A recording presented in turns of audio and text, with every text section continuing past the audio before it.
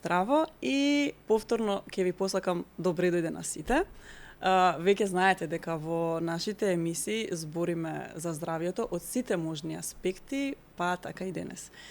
И морам да признам дека сум многу возбудена, немам трема, но имам една одговорност како ќе ја представам нашата гостинка, тоест моја, секако и ваша. И ми е чест и задоволство што е тука и што ќе збориме на теми кои што ни се важни на сите нас. Без разлика дали сме во улога на родител, на дете, на партнер или само човек кој што сака да живее еден посвесен живот и еден поодговорен. Денес ќе збориме за улогите кои што ги играме, ќе збориме за траумите, ќе збориме за образци кои што сме ги научиле низ детството или сме ги наследиле од нашите предци и на многу теми. Посебна чест и задоволство ми е да го представам мојот соговорник кој што е системски НЛП тренер, но и многу други називи, затоа ќе оставам сама да се представи, да ги каже за да не утнам нешто. Жена која што повеќе од 15 години менува животи и можам да кажам ја менува перцепцијата на луѓето и им помага да живеат, како што кажав, посвесно и еден посреќен живот. Здраво и добре дојде, драга Марина. Здраво, Марија, и подобро представување и отварање на овој стварно интересен подкаст не можеше да направиш.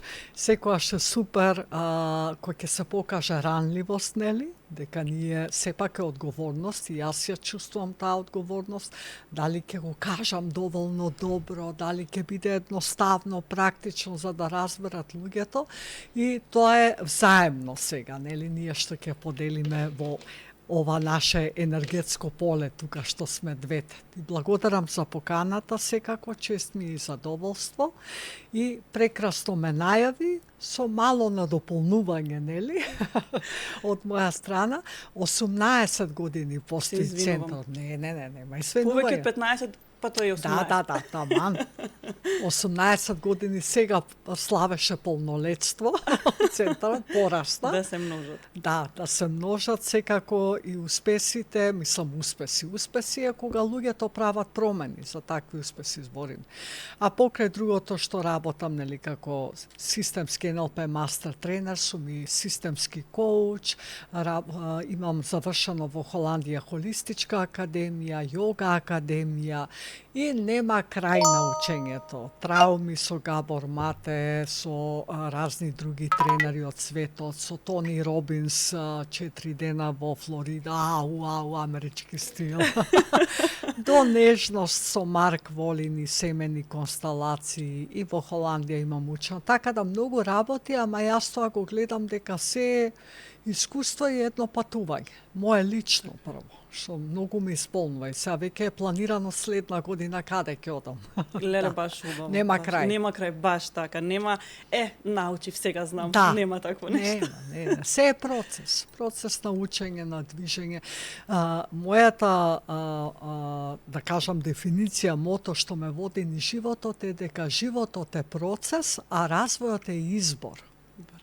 Не секој одбира развој. Тој така се менува, меѓутоа не го прави тоа свесно. Тоа што да влезеш во развој, да влезеш во процес е исто одговорност. После не можеш да кажеш државата ми е крива, овој ми е крив, тоа е влегуваш во процес, превземаш одговорност и го истеруваш до крај. Така, и во денешно време сите вие луѓе кои што менувате животи сте многу достапни, сте многу отворени и нема изговори. Нема изговори, ама знаеш, вакво детство, јас имам трауми од тоа, да, така е, постои. Сите имаме, не постои, ќе збориме и за тоа како се добиваат низ оваа емисија, но има начин како да живееме посвесно и да се, да кажам, ослободиме од тие трауми. Да, прво треба да пораснеме. Браво. Ке цитираме на твоја реченица која што за мене беше вау момент. Негде имаш изјавено ние сме лојални деца на нашите предци. Да. Тука тоа не е реченица, тоа е на голема мудрост. Да, тоа може ли сме. да ни ја појасниш? Да. Сите ние, значи, ги имаме гените од нашите предци во однос на висина, на боја на очи, на коса, нели, форма на лице, меѓутоа не сме свесни дека имаме и едно друго наследство, а тоа се пренесува преку емоциите. Значи, тоа е епигенетика. Тоа што све живеело во енергетското поле на нашите предци, ќе објаснам и за тоа после, преку нивните стратегии на справување, како они се носеле со тие предизвици, како емотивно тоа нив ги допирало, сето тоа се пренесува со генерации. Како? Преку тоа што јас ја гледам мајка ми, ја доживувам мајка ми, како се справува со предизвици, со проблеми. Можеби она не зборува за тоа, меѓутоа ние како деца не разбираме што зборуваат родителите, ама ги гледаме, ги перцепираме и на основа на тоа се прилагодуваме. Ако, например, мајка ми била тажна, ја можеби како дете се ќе направам за да ја развеселам. Или јас ќе станам така тажна и повлечена, затоа што ако не го правам тоа, тоаш ја не припаѓам во тоа семејство. Значи, тоа е чувство на припадност. Да, тоа е. Ние превземаме да кажеме, многу навики, многу образци, вредности, само затоа што припаѓаме во тој систем. И тоа е таа лојалност. Што ако не го правам тоа, не сум лојална, тоа ќе бидам црната овца, нема да ме сакаат, нема да ме прифаќаат и затоа морам ја да најдам начин да се прилагодам. И тоа е многу нормално и тоа е окей, да не е ништо страшно, нели? Так. Меѓутоа, колку таа лојалност тебе се уште ти користи, а колку ти е пречка. Тоа е процес на освестување. А како можеме да се освестиме дека ни треба промена, дека овој начин на размислување, на доживување, на перцепција е погрешен? Ајде од твое искуство, како на луѓето им светнува таа лампичка да каже, ова не оди така, мене ми треба промена и те контактираат. Да. Тоа се има одредени симптоми кои што нас постојано ни се повторуваат, одредени настани кои што ни се повторуваат. Кога ние се прашуваме зошто бе ова мене секогаш ми се случува, тоаш не е прашањето зошто што ќе даде одговора, туку како дојдов јас до ова. Што јас правам, што постојано ми се повторуваат истите работи. Како се тоа постојано сменив работа и пак имам ист менаџер. Или сменив партнер и пак истото ми се случува. Значи не е прашањето зошто мене ова ми се случува во улога на жртва, туку е прашањето како јас дојдов до ова. Што јас правам, што ова ми се повторува, што повторувам јас во сите овие релации. Затоа што ние луѓето постоиме поради релациите. Нели, интеракцијата. Јас преку интеракцијата можам да осознам за себе. Преку релациите со други луѓе можам да се запознам себе си. Иначе, ако би живеела сама некаде на некој остров, што би научила за себе? Ништо ако немам некој тригер, нешто да ми каже, па мене да ми заигра телово или да ми се разбранува нервниот систем. Така се учи. И не постојат, да кажеме, некои што викаат тешки клиенти или тежок менаџер, па не. Ти не си доволно флексибилна за да се справуваш со луѓе кои што не се слични на тебе, немаат исти вредности, имаат различно минато, и не можеме да најдеме ист човек како себе, не постои тоа. Секој има различно минато. И тоа е првичното, нели, преку симптомите, преку тоа што ние го живееме. Што е тоа што ми се повторува? Ме боли често глава, често ми се дуе стомак. Што е причината? А не чекај да видам што апче да земам за главава или за стомаков да ми разработат цревата, може би ги јадеш емоциите, па не можеш да ги свариш. Што тоа поточно значи? Тоа значи дека не можам да ги искажам, не можам да ги трансформирам, немам свесност за тоа и моето тело мора да го направи тоа за мене. А и тоа е научено, потиснување на емоции. Да, тоа е исто стратегија некаква. За да преживеам, моето можеби мислење или мојата емоција не била прифатена, па сум научила дека не мора да ја покажу. Тоа е некој одбранбен механизам? Одбранбен механизам. Стратегии се викаат тие копинг механизми, стратегии на справување или уште погоре стратегија на преживување. Затоа што ако сум јас лутото дете и покажувам лутина, можеби за тоа постојано ме караат, па можеби во домашни услови нема да ја покажувам таа лутина, ама во школа тоа мора негде да излезе. Или пак ја држам со години, телото ми страда, запек, грлото, кнедла во грлото. И кога ќе дојде некој на работа, нешто ќе ми каже, вау, излегува тоа целото. Бомба. Да, или во сообраќај, нели, тоа сме. Да. Се излегува од нас во сообраќајот. Па всушност твојот системски НЛП, нели, пристап е баш на тие 4 нивоа. Ета. Физички, ментален, емоционален и духовен. И тоа уствари е на цела, да кажам, целина на нашето постоење и ги опфаќаш сите тие сегменти. Мора да се гледа така. Тоа е холистички пристап. И не можеме веќе да кажеме дека телото и умот се различно нешто. Тие се едно. Емоциите се исто дел од нас. Душата, тоа е системот од каде што доаѓаме. Значи, тоа не можеме ние. Ти можеш да се преселиш во Австралија, ама бегање од системот... Се со себе носиш. Каде и да одиш, себе си се носиш и во тебе се тие сите заплети, динамики, се што живеело во системот од кај што доаѓаш, се во тебе. Тој холистички пристап, значи тоа не е класичен НЛП. Класичниот НЛП се занимава повеќе со ментално, со програмите, нели? Како сме ние програмирани, што исто многу корисно, да откриеш ти која програма ја користиш, нели, што правиш во однос, да кажеме, на остварување на цели. Можеби некој е реактивен, чека да се случи. Повеќето. Да, така исто. Или па не се движат кон целта, туку избегнуваат проблеми. А сака да ја оствари целта, ама постојано мери. Овако го направам, а видиш сега да сменам работа, па добро ми е тука, па не знам како ќе биде на новата работа. Значи, тоа се све ментални образци кои што ние сме стекнале во текот на животот, на живењето.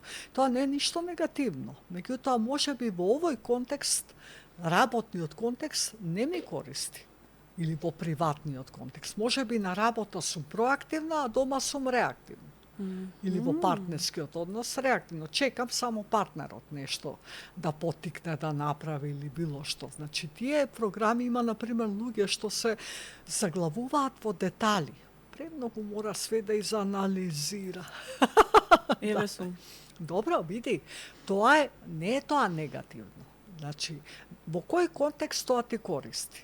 Например, сега, нормално треба да си во детали да истражиш, да видиш кој ти е соговорникот. Така, тоа ти е тебе многу добра особина. Меѓутоа, дали навлегување во детали треба секаде да го правиш, тоа е знак прашање. Има луѓе што следат процедури. Нема одстапување од процедура. Животот ти дава нешто ново да пробаш. Ама ние вака сме го правеле цел живот. Не може сега нешто ново да измислување. Тие програми, тоа се, како се вика, навики на однесување, навики на размислување. Значи, се доека ние нив не ги откриеме, тоа само преку некој друг. Затоа што, например, тренер или тренинг, или коуч, или психолог, затоа што ние самите сме како окола, имаме слепа точка. Исто и јас, иако сум тренер и коуч, јас си одам на коучинг, си одам на тренинг, затоа што постојано истражуваш нешто ново. Ама тоа е класичниот НЛП, значи тоа е когнитивната интелигенција, секако како емотивно ние реагираме, како да се дисоцираш од емоциите. Че тоа се све прекрасни техники, меѓутоа овој системскиот НЛП, јас што го работам, тоа е уствари моја креација. Постои системски НЛП како термин, меѓутоа јас што го поврзувам со семените констелации, системот од каде што доаѓаме е уникатно. Значи, и тоа го работам само јас. Имам колешка што заедно соработуваме во Ирска, ние на тој начин го работиме НЛП-то. И за тоа ја пишував и статии во разни издруженија, така да е специфично е. Бидејќи, например, кога работиш НЛП техника што се вика рефрейминг, значи на една ситуација да ја дадеш друго значење, јас тоа истото го работам од системски аспект во тоа што јас не можам да ги сменам родителите. Или не можам да сменам начинот на кој што се однесуваат спрема мене. Меѓутоа, можам да го сменам начинот на кој што го доживувам тоа. А дали тогаш се менува реакциите на другите луѓе? Да. Бидејќи мене многу тешко ми беше и требаше време да сватам дека се огледало на мене. Што е тоа? Да.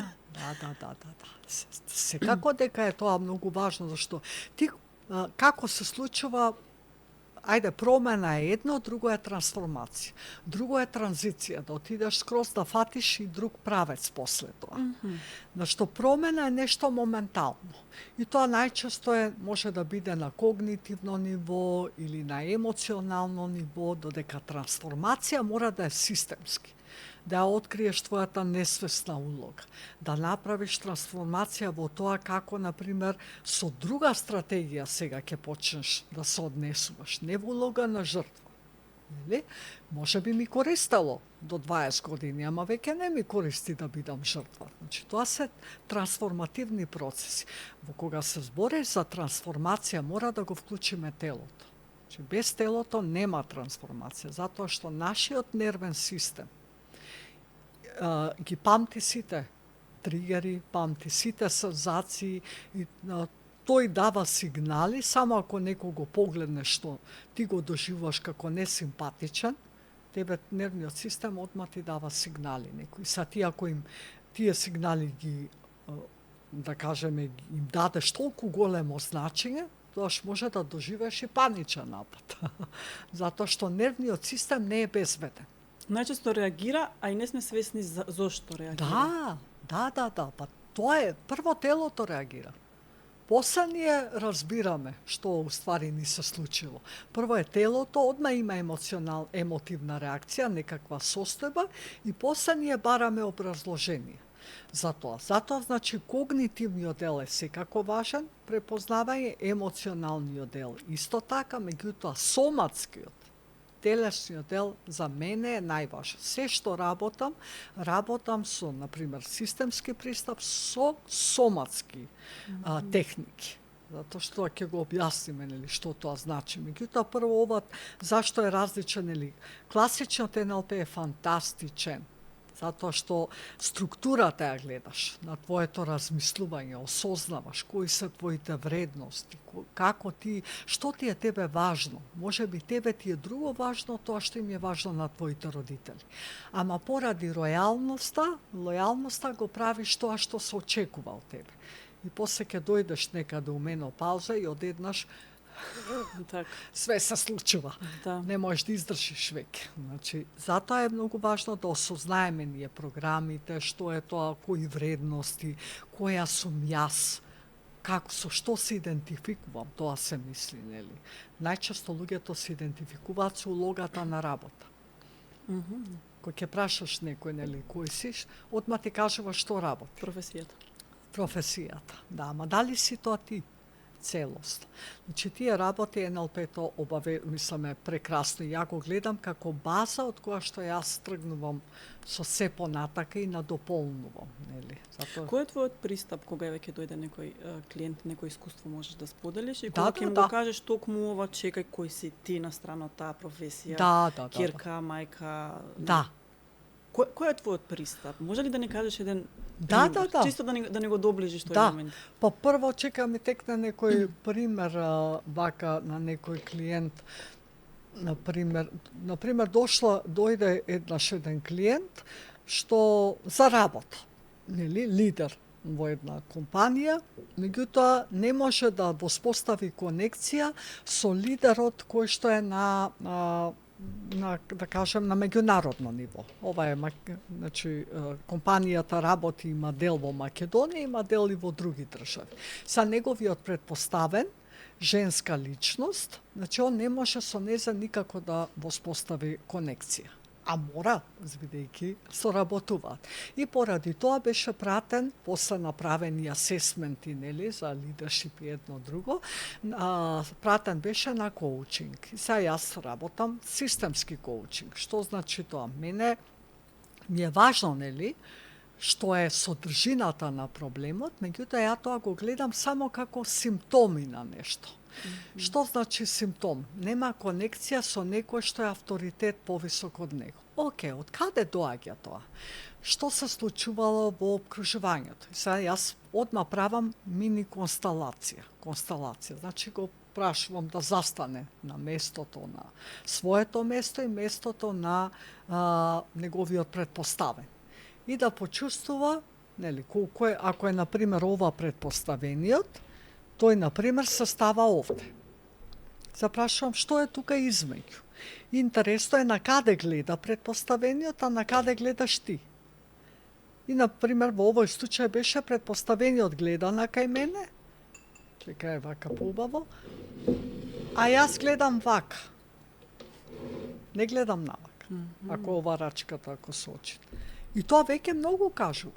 Значи, мене не ми е важно што они збораат, како комуницираат, мене ова ми е многу интересна информација. Значи, ја од овде можам еден куп прашања да поставам. Што е измеѓу? Што те спречува тебе да погледнеш предпоставената? Што е тоа што гледа предпоставената? Нели? На каде гледа? Што очекува? Што е тоа што го гледа? Значи, тука може све да се разви. И после јас почнав да додавам елементи. Викам, дали можеш да ги ставиш мајката и таткото? Што има са врска мајка ми и татко ми? Викам, чисто да пробаме, да видиме како ги става. Сега во однос на ова, може ли да се... Може слободно. Да, може и твоето шишенце го земам. Да. Значи, ако ова е мајка му,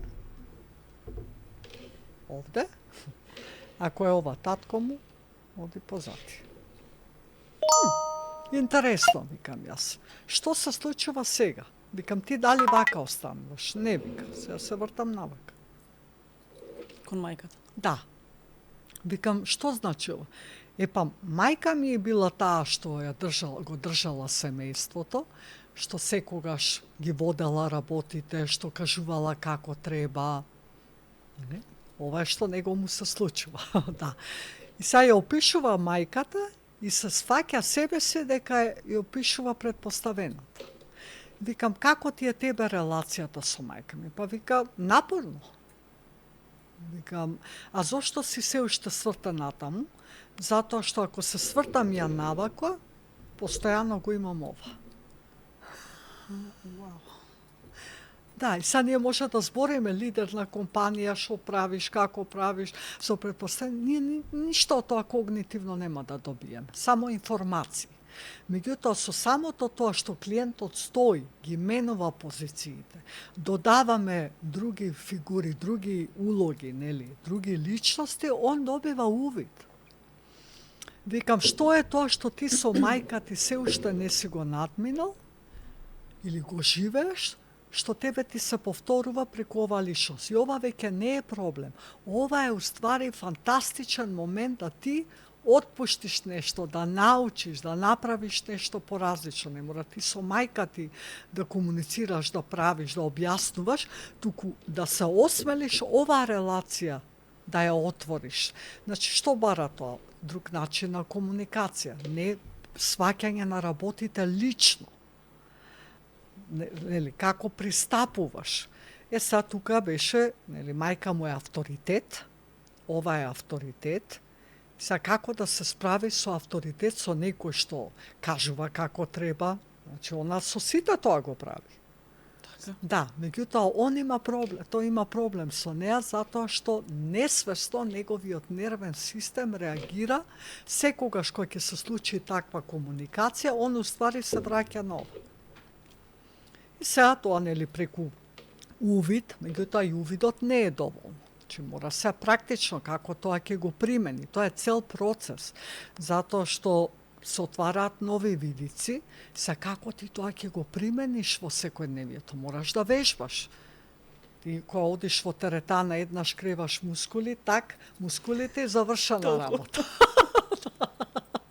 Пораш да креваш и да вежбаш. Процес.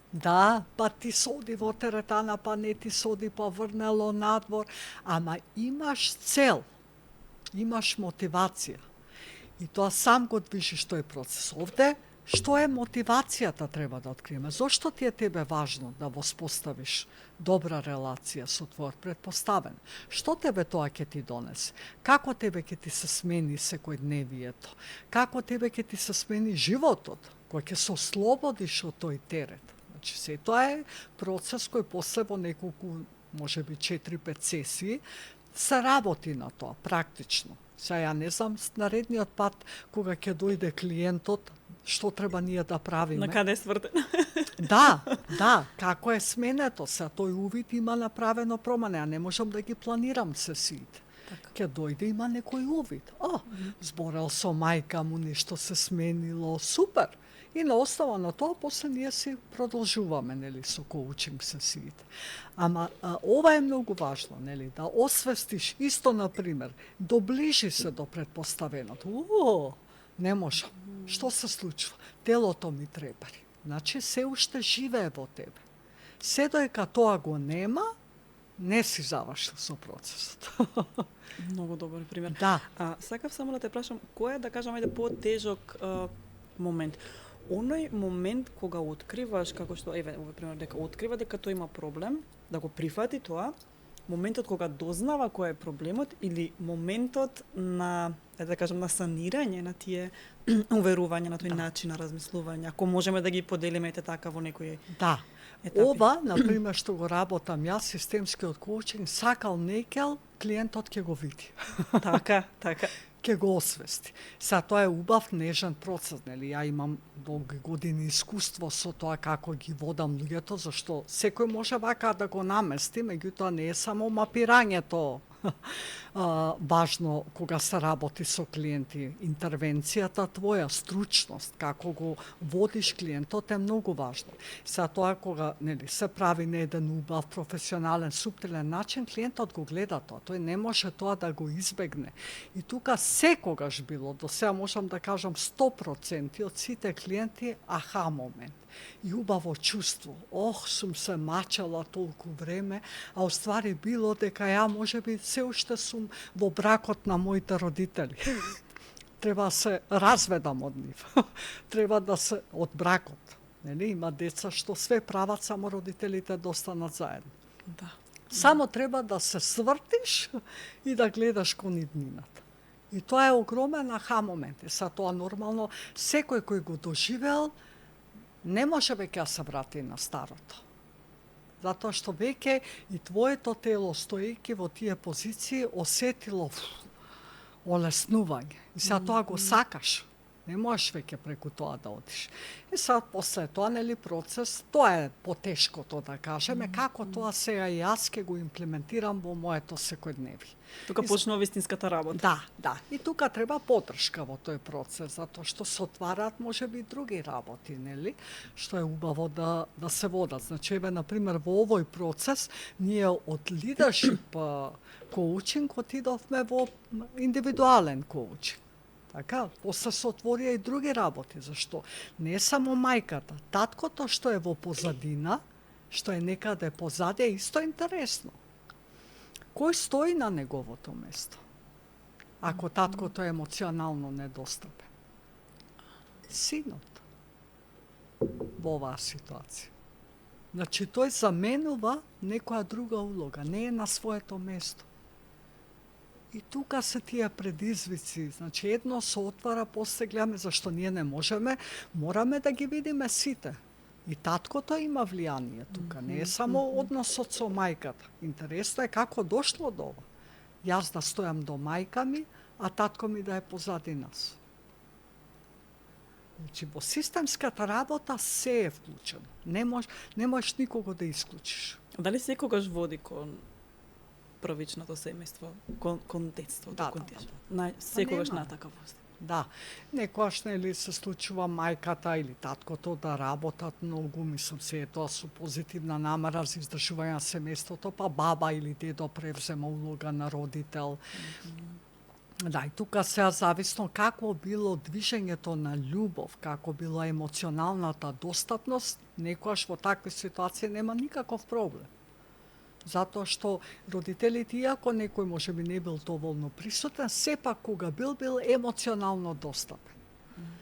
Да, а не било или била безусловна љубовта. Значи не била условена, не била со страв. Се ќе направам за тебе само, еве мене ме нема, па се све ќе ти дам и пари и се, само за да бидам присутен. И тоа е веќе заплет. Така многу важно да се напомене дека никогаш не треба нели да ги, како што кажа, да ги обвиниме родителите, никако, Не. да. Не. Зашто пак тука има тој момент на жртва. Да, Ако веќе ги обвинуваме, јас сум До ниве, жртва. Да, не до јас сум нивна жртва. Нели, Да, јасно е супер дека родителите правеле најдобро што можеле според нивниот начин на размислување, според нивното наследство, нивните Исто. родители, Искуство. така. Да.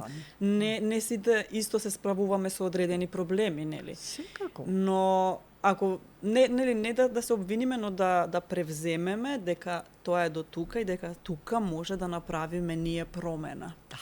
Колку може еден родител, да кажам, да се види себе низ своето дете?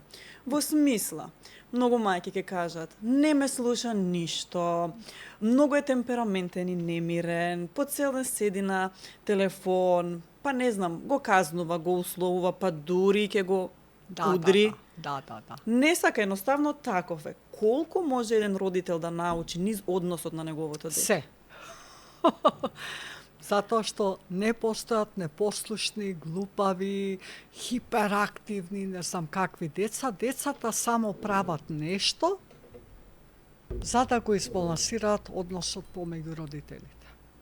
Ништо друго не прави едно дете од 0 до 7 години. И ако овде имаме еден емоционално недостапен родител, детево или ќе бара внимание, или ќе се разболе само за да се спојат овие двајца.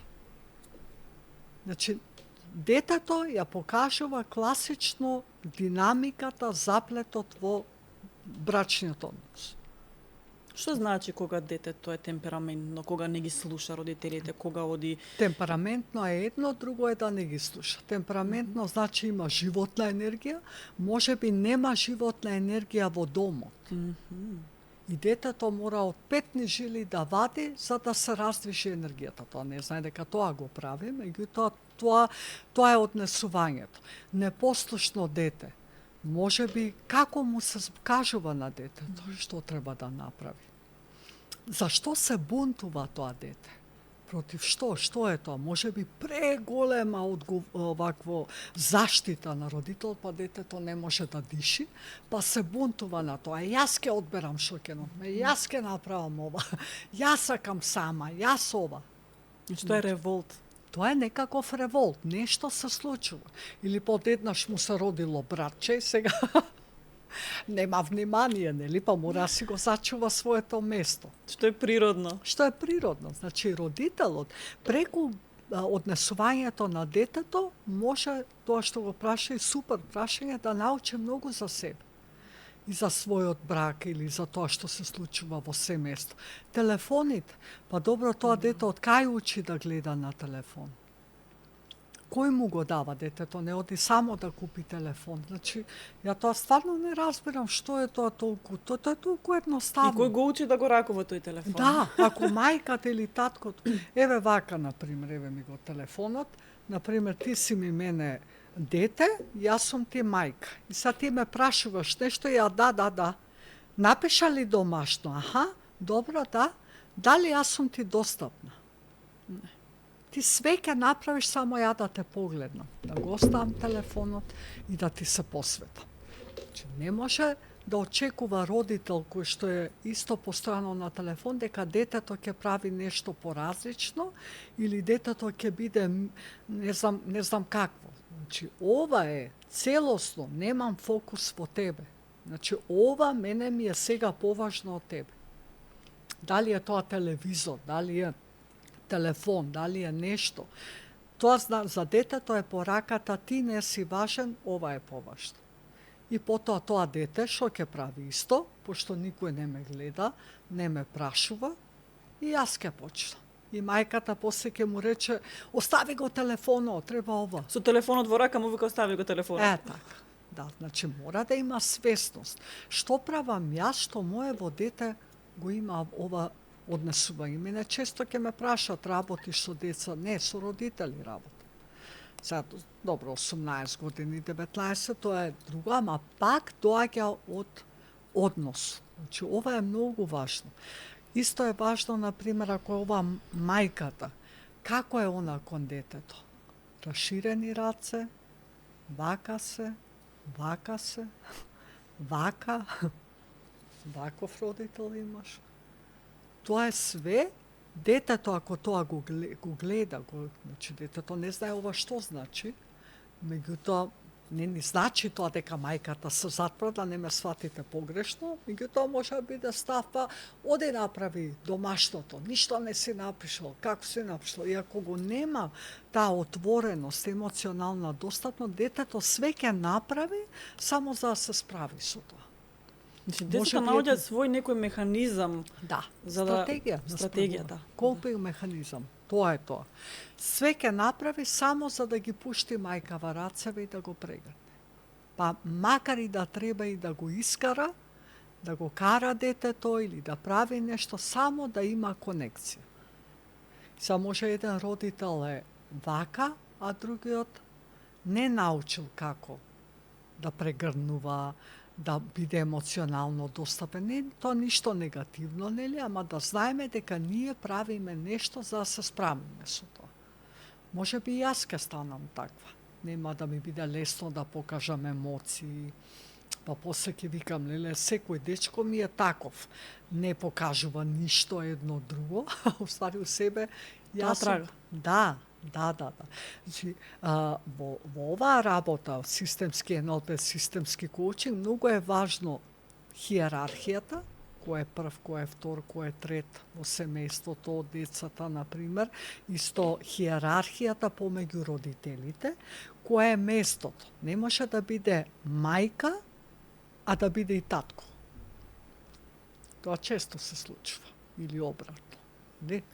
Че се знае, според вакво времето, например, исто кај децава, не може второ дете да биде прво дете. Че се знае хиерархијата, тоа има место, тоа место има улога.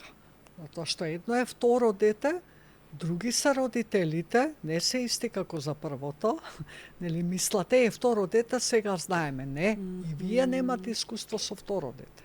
Браво. Значи за вас е тоа ново. Така да, друго е трето дете. Па се, ако се случило нешто во семејството, развод, например, кој стои на негово место? Може би мајката станува и мајка и татко, или па се уклучува некој друг член од семејството. И тука веќе ништо не е исто.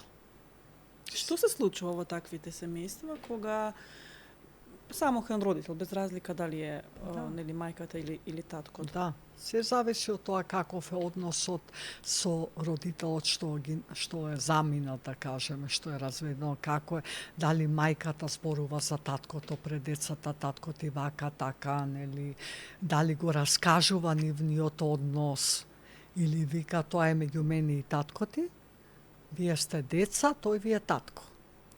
И толку, завршува приказна. Затоа што децата не мора да знаат што е содржината на партнерскиот однос на нив двајца. Значи, тоа децата не ги засега. Ама сме секојаш инволвирани, нели? Несвесно, до некој од родителот. И окей, тоа се случува и после со текот на годините остава тоа трага, апсолутно. Во однос на тоа како ти се впушташ во партнерски однос, што за тебе значи врска. Да, што се ќе бидам со некој која пак може да се разведеш. Или како да му верувам јас на некој. Ако, например, мајката или таткото зборело за еден од партнерот дека не не е заверување мајката или не е заверување таткото. Тоа се све информации што децата ги примат и тоа се на основа на нив ние креираме убедување за партнерски односи, за работа, за пари, за се. Дали во праксата најчесто тоа дете нели на разведени родители, еве са пример ќе Да. земеме нели таткото е тој кој што излегол да кажеме од тоа физички од тоа семејство, дали еве на пример таа жена, ќерка односно, бара партнер сличен на таткото или различен на таткото? Нема правило, туку она нешто прави, за да не го доживее истото на некој начин, болката, а можеби мајката немала болка. Ако немала болка, тоаш можеби има информација дека луѓето се разидуваат, дека се случува тоа, значи се зависи од тоа како е разводот, каков бил разводот, значи што се случувало, колку е тој травматичен. Тој и така е травматичен за децата и плюс ако партнерите се караат, има недоразбирање, нати ги дај ми ги децата, тоа за деца е апсолутно травма. И останува. Се доека не почне да се работи со тоа. Ако, например, има развод, во процес на развод, тоаш многу е добро децата да бидат, да им се каже отворено, да не нели толку причината што било, нели љубовта завршила. И колку е повреден едниот родител од другиот? Да. И зашто партнерскиот однос е партнерскиот однос. Меѓутоа, децата, они се уште родители на децата. Значи, таа улога треба да си ја завземат. Тоа со партнерскиот однос е нивна работа. Затоа што не значи дека ако некој човек не бил добар партнер, не значи дека е лош татко или мајка. Да. Апсолутно и обратно, например. Да.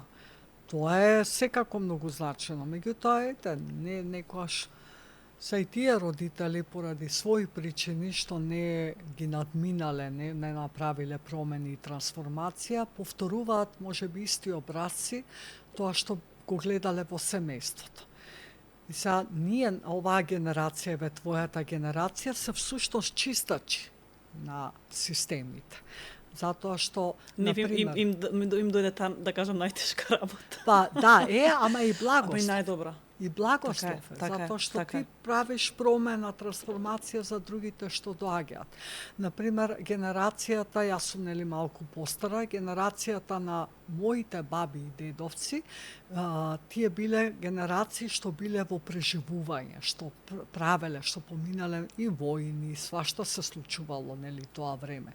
Генерацијата на моите родители се родители исто така на создавање, на правење за семејството, за децата да не се мачат, нели, ние што сме се мачи.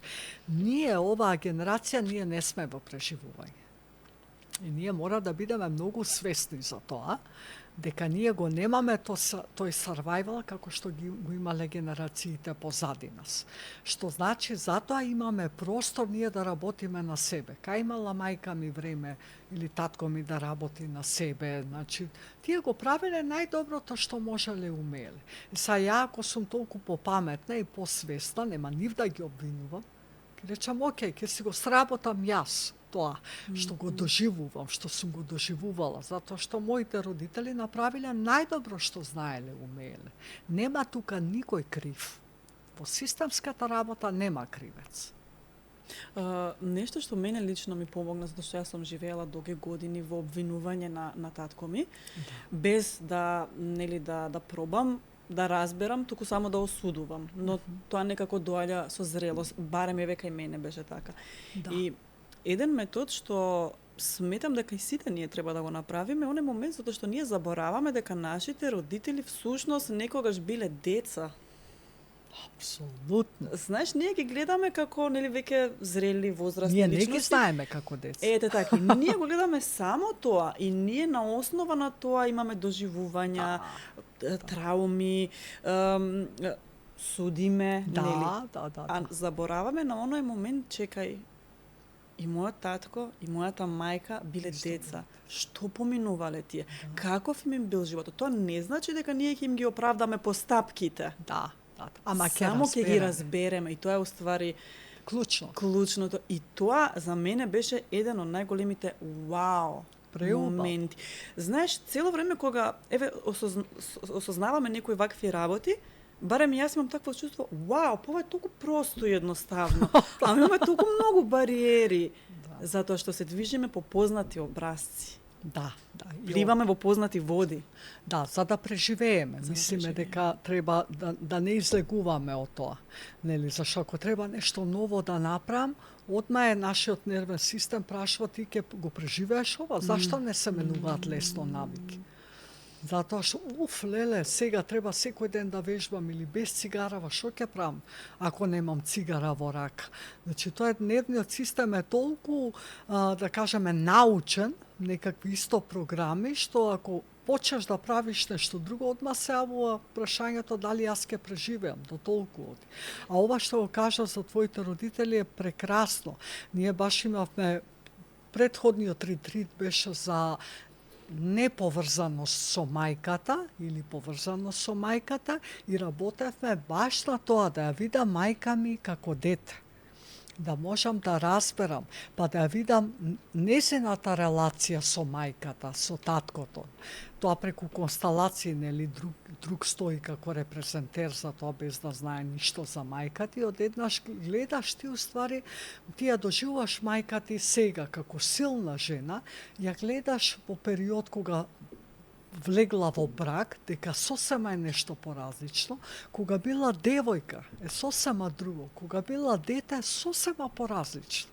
И тоа е убавото да ги осознаеме и тие, да ги разбереме тие фази. Затоа се убави тие разговори со родители, нели? Меѓутоа не секој родител е спремен да зборува, нели, за своето детство, затоа што можеби има починат родител и вика, ајде ти се минатото во минатото, животот го тераме напред. А колку е тоа добро? Дали е добро баш отворено да збориме за сите тие загуби, травми? Убаво е. Да, убаво е, затоа што... Така кој на порака да пратиме, да не се става под тепих, што ви рекле Лена Роски. Ама зашто се става под тепих? Затоа што е премногу болгно да се сеќаваме на тоа. А дали така поминува болката? Не. Тоа после имаш копинг механизам да се носиш со болката. Може би ќе станеш перфекционист или било што, за да не ти излезе нешто од контрола.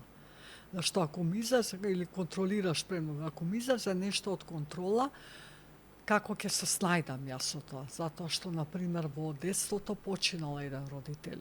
И од тој момент јас нема да чувствувам, затоа што тоа многу боли и ќе продолжам со животот и ќе го контролирам. Зашто ако не го контролирам, може пак нешто да ми се случи. А тоа е утопија. Да, меѓутоа, луѓето не зборуваат за работи затоа што им се премногу се уште болни. А тоа може да е и пред 50 години нешто. Кој е твојот пристап за отварање на сите тие болни теми? Зборување за тоа и одма веднаш спојување со телото. Каде ја чувствуваш таа болка? Ако би можела да ја опишеш, не мора да кажеш што е, каде во телото се уште тоа живее во тебе. Секој ќе каже некој дел од телото. Каква е таа болка? Голема, интензивна? Кога се јавува? Во кои моменти? Што ти правиш за да не ја чувствуваш? Што е твојот одбранбен механизам? Тоа што нормално се случува, на татко ми му е почината мајка му кога он имал 12 години, он бил прво дете, имаше 3 сестрички што он ги чувал. Значи тоа е во такви ситуации многу луѓе, нели, што изгубиле некој близок, тоа е дупка во душата. Че тоа не можеш ти сега да правиш нешто за да ја пополниш таа дупка. Таа дупка не се пополнува. Што се случува? Ти учиш да креираш живот околу неси. И тој живот може да биде цвеќиња, да има дрва, нели? И не значи дека ти нема да паднеш во таа дупка никогаш повеќе. Ќе паднеш, ама пак се посветуваш на тоа што е околу дупката. Тој живот што растел, се менуваат, нели, па деца се родиле, се нормално е тоа дека и татко ми на овие години се има ке полни 85, уште ја тагува мајка му. И тоа нема врска дека времето лечи се. Има врска тоа кога ќе ти дојде тој момент и си пак у таа црна дупка. Само е прашањето сега колку побрзо излегуваш. колку полесно се дисоцираш од таа болка, ама таа е твоја болка, на твојата временска линија постои таа црна дупка. И таа никој со ништо не може да ти ја пополни. А најчесто тоа и во родителството се случува некоја болка или нешто дека некој од децата треба да ја пополни. Или партнерот, несвесно. Бараме нешто, зависности, се тоа пополнување на нешто. Меѓутоа, во коучингот кога работам со луѓе, многу е важно и за кога ќе освестат дека вау, ја што и да правам, уствари мајка ми никогаш не е доволна. Затоа што викам, не си ти тој што треба да ја пополниш празнината. И треба да ја прифатиш мајка ти, дека тоа е мајка ти со таа празнина. И тоа е нејзино. Ама благодарение на тоа па ти постоиш. Точно. И тоа е убавото. Значи, тие некои толку убави работи, уствари, ова што ние го правиме сега, нели, што влегуваме во процеси на исцелување на се, тоа е прекрасно. Значи, ја така сум доживеала многу процеси со клиенти што навистина се чувствува тоа дека предсите се како некоја одеднаш како да се расчистува се, некоја лесна енергија, клиентот вика, како да ми се осветли нешто. Тоа предсите викаат, фала Богу се откачи од нас. Фала Богу пушти. А колку ти учиш низ твоите клиенти? Многу, да. Преубаво ми е. Значи, стварно и како растеш, јас ова го работам уште, нели, во Холандија кога живеев, коучи, работев многу со тело, јога и хилинзи, исцелувачки техники. Ствари гледаш дека како ти растеш, се менуваат и клиентите. Значи, сега, во последниве веќе години, толку, например, со огромно искуство сум дообучена и со траума, и со се, значи, имам се повеќе и повеќе клиенти со многу покомплексни ситуации и предизвици, затоа што можам да се носам со тоа. Можам да се дисоцирам од нивната емоција и болка, затоа што нема ништо корис клиентот ако ја почнам да плачам, така? Ја не значи дека не чувствувам. Апсолутно. Меѓутоа, знам дека тоа е твое, а јас сум тука за тебе да ти помогнам да го поминеш тој процес, да освестиш некои работи, меѓутоа не можеме емоциите да ги мешаме. И тоа е со секој клиент исто така, некој не знам како да кажам, некојаш се мислам, можеби па и затоа сум вака во некоја енергија на живот постојано, уморна сум некогаш нормално, меѓутоа многу брзо се регенерира тоа. Ретко сум болна, фала Богу, значи имунитетот ретко ми паѓа, еве сега например малку херпес едно друго, ама тоа е затоа што малку претерувам некогаш, нели, со границата, ама сакам многу да помогнам, да направам нешто за луѓето, ама така некоја јас кој ќе влезам, кој ќе дое клиентот, ја што и да ми се случувало претходно, јас сум вау. Како нешто, не знам, викам ова, од кај доаѓа ова енергија, затоа што така влегуваш во некој флој и знам дека не сум сама, дека има поддршка, ја верувам во тоа, дека не е само ова што го гледаме, некојаш ми се појавуваат некои информации што ја не можам да ги знам за клиентот, па ги споделам. Имаше такви увиди? Да. Ма тоа е, таа енергија постои, значи ние живееме во тридимензионален свет, ама hello, мислам, 21 век е, можеме и тоа и веќе научно е докажано, и не мора да е научно докажано, не ми е ни тоа важно, мене ми е важно ја што чувствувам и што знам. Значи. Јас често тоа кога разговарам така со некој, како да го објаснам тоа, викам, ајде опиши го мирисот на банана. Еве, например, ти не знаеш, никогаш не си вкусила банана, како јас да ти го опишам вкусот на банана? Да. Ја можам да ти кажам, ова мириса на банана, ако ти не знаеш како, да го чувствувам јас. Така и со тоа. Да. Тоа е чувство што јас не знам како да го опишам. Да. Еве така, како што кажа ти. Јас често имам, значи сретнувам човек, јас точно знам во тој момент не знам ништо детално за човекот, но можам да осетам каква енергија носи тој човек. И дали тоа мечува, и дали сакам да имам некаква размена или сакам на дистанца во истиот момент. Да. Тоа секој го има. Секој го има, само колку е развиено и колку му даваме важност. Колку му даваме важност и значење. Тоа е, некои луѓе се плашат од такви информации. Се затварат.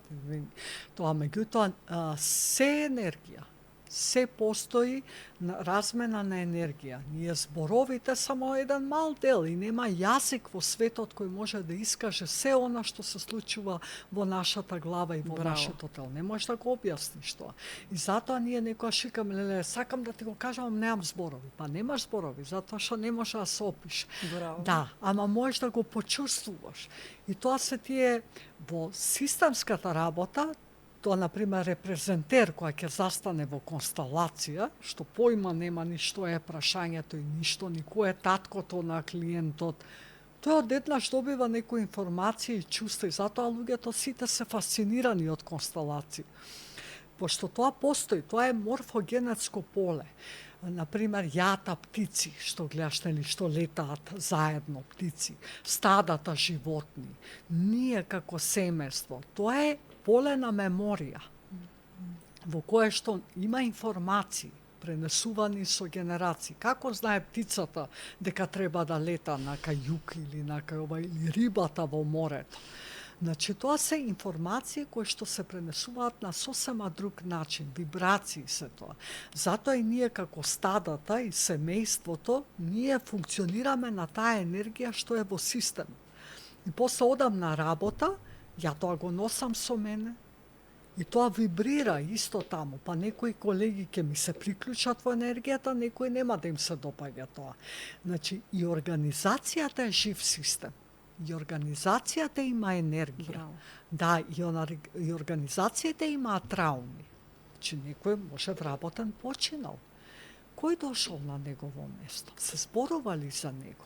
Некојаш се случува, значи, во фирми да викаат, абе, кого и да ставиме на ова работно место, или си оди брзо, или бърнаут доживува, или стално се разболува. Мене ме интересира кога тоа почна, зашто тоа се симптоми, што се случило.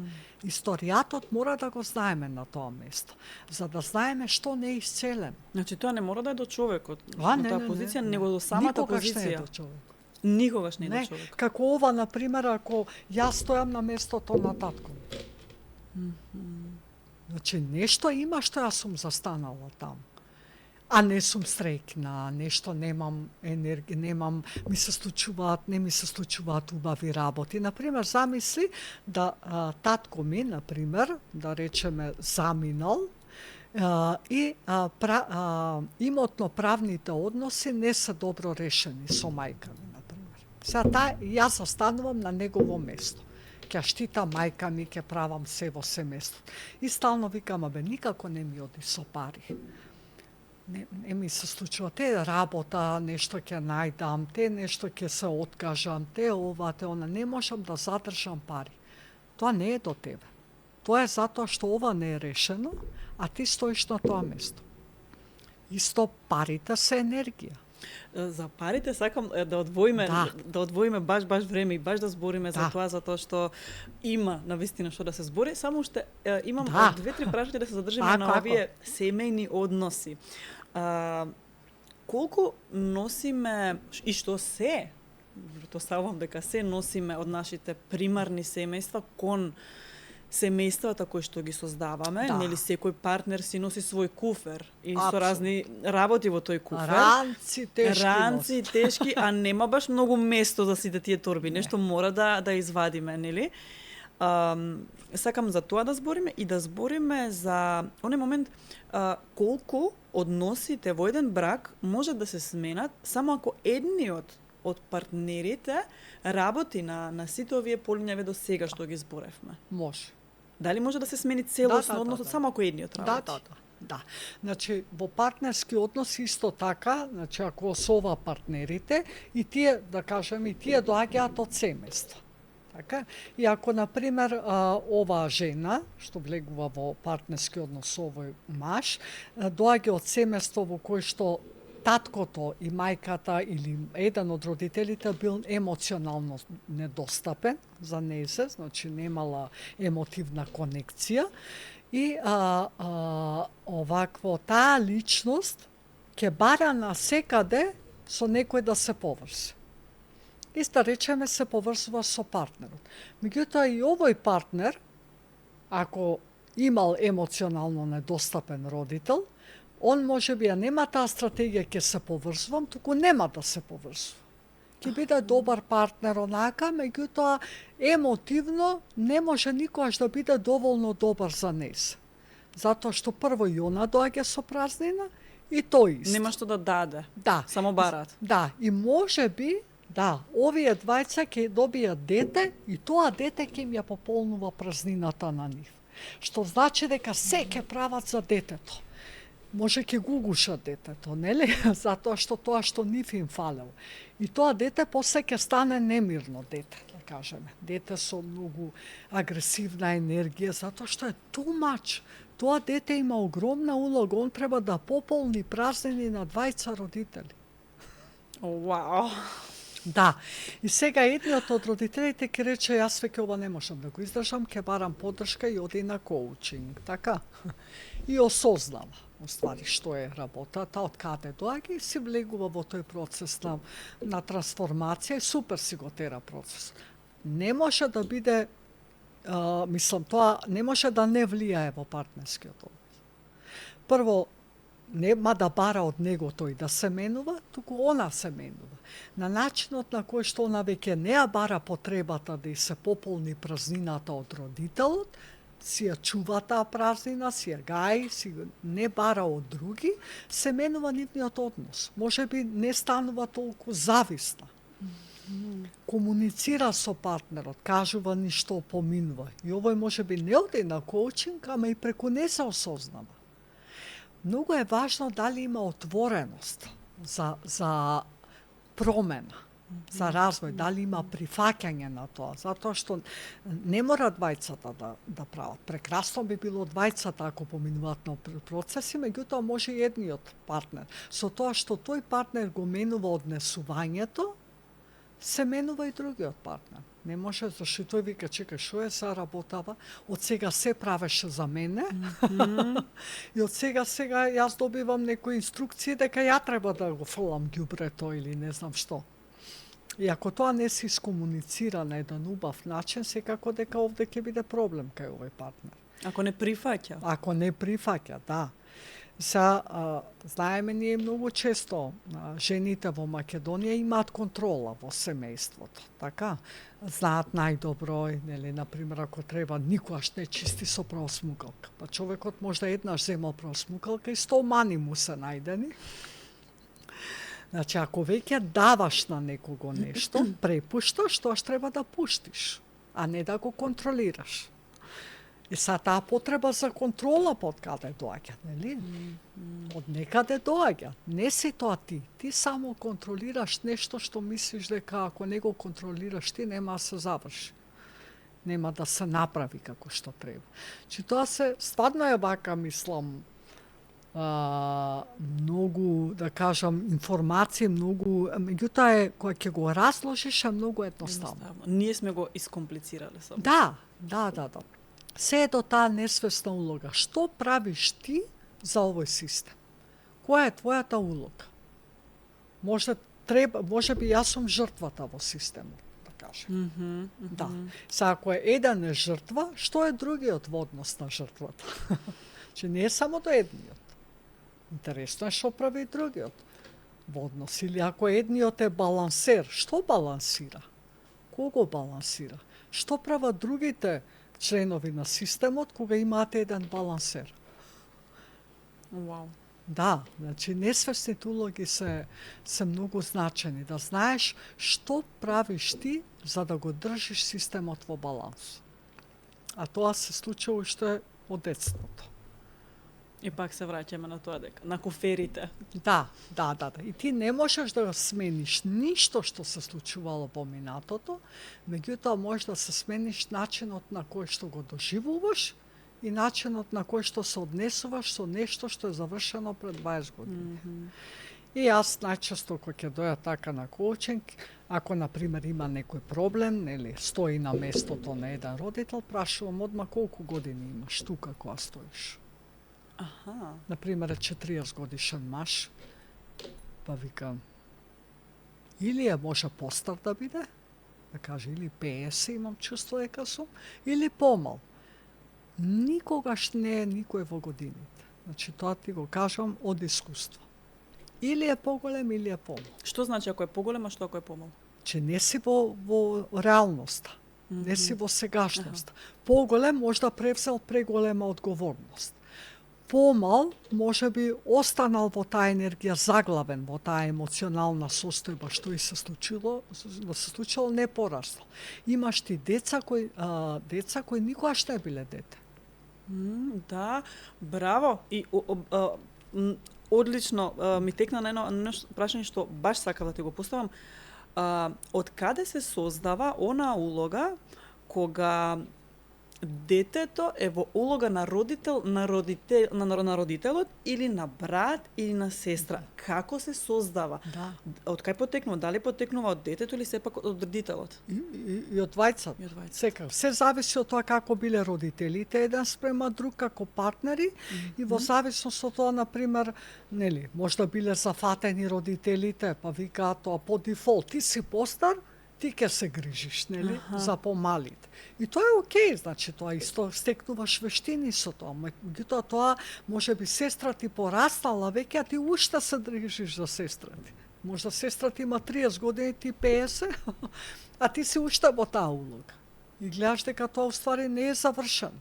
А тоа е одамна завршено, нели, пошто сте пораснале. Прашањето не е зошто и како. Прашањето е дали ти си се уште во таа улога. И дали таа улога ти користи тебе или на тие околу тебе.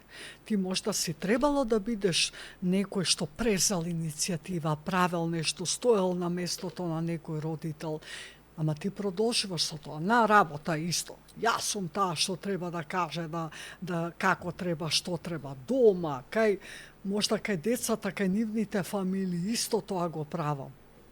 Тоа е одамна завршена таа улога, можда требало година-две да бидеш во тоа. Ама веќе гледаш дека тоа уствари ти го прави проблем од тебе, несвесната улога. Ако јас сум била како дете балансер и се уште тоа го правам, па кај сум ја во приказнав? Ако постојано треба да балансирам нешто и некого.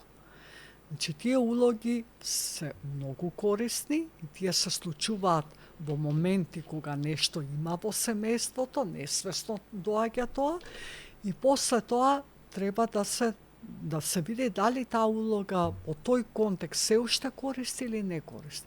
Тоа балансер што сум била јас, тоа е супер, затоа сум станала ја коуч и тренер и што и да ги имам титулите. Затоа што е баш таа улога свесност, како ја да им помогнам на овие двајца кои да се, нели, за да можат да најдат заеднички јазик, како да некогаш да ја балансирам ситуацијата. Јас сум супер во решавање на конфликти кај фирма. Затоа што ја гледам од друга перцепција и гледам што е доброто овде, што е доброто овде. И наоѓам начин како тоа да го освестам. Одлично, ама треба ја да сум балансер секаде? Не. Во мој, например, партнерски однос све да балансирам. Па тоа е терет. Точно. Да, тоа телото ќе вришти на сите страни. Тоа е огромна одговорност ако го земеш тоа. Или па заштитник, или па не знам што, некој што све менаџира во семејството. И тоа е too much. Тоа некојаш користи, ама не секаде и секогаш. Тоа е со тие несвесни улоги да освестиме, да, супер е тоа.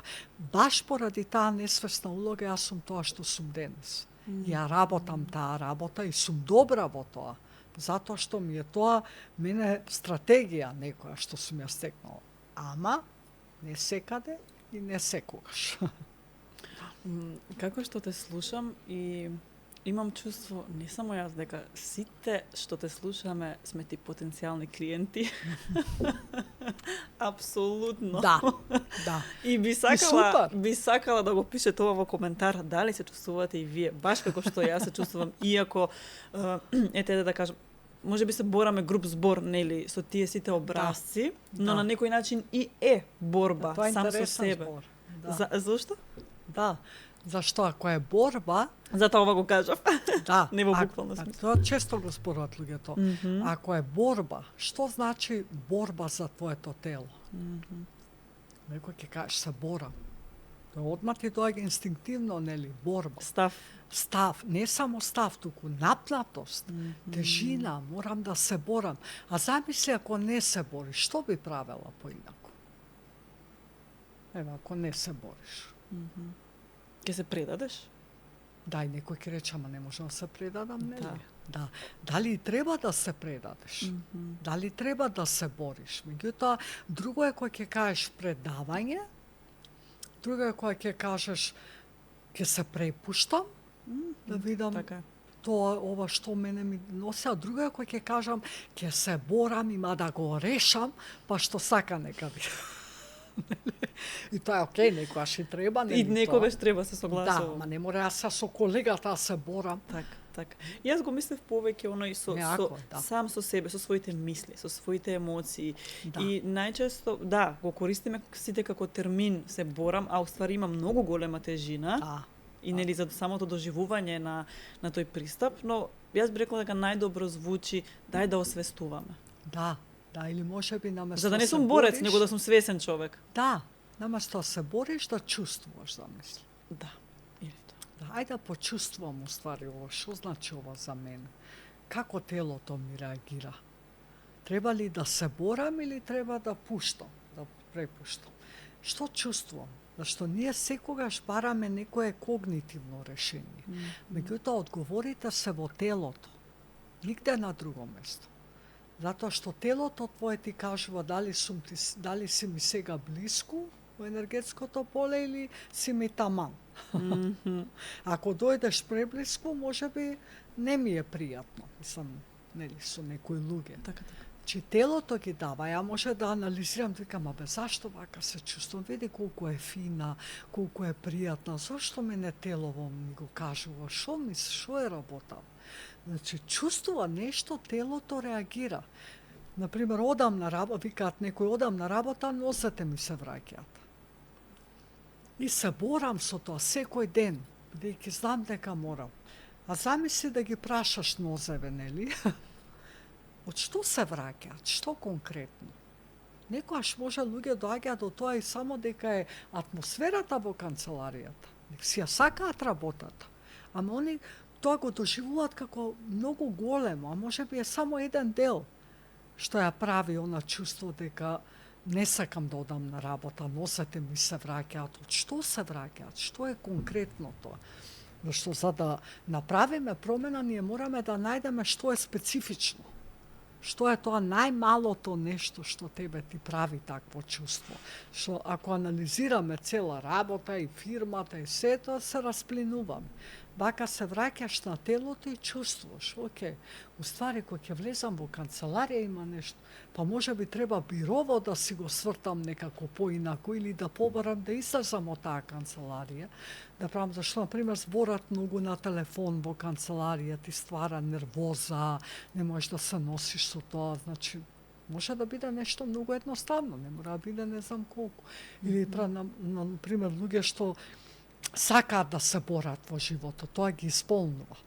И замисли да не се бориш, што би правил? Ќе ми биде досадно. Да. И затоа и креираат некојаш проблеми за да може да ги решаваат. Браво. Несвесно, нели? А јас мислам дека секад има нешто да решиме во нас, Апсолутно. секогаш. Да, секогаш, меѓутоа тоа може да биде и убав процес, Така е, уживање. така Океј, е, ова така е. се ми се случило. Кај се И да ова не е дојде? толку убав процесот, резултатот е многу добар.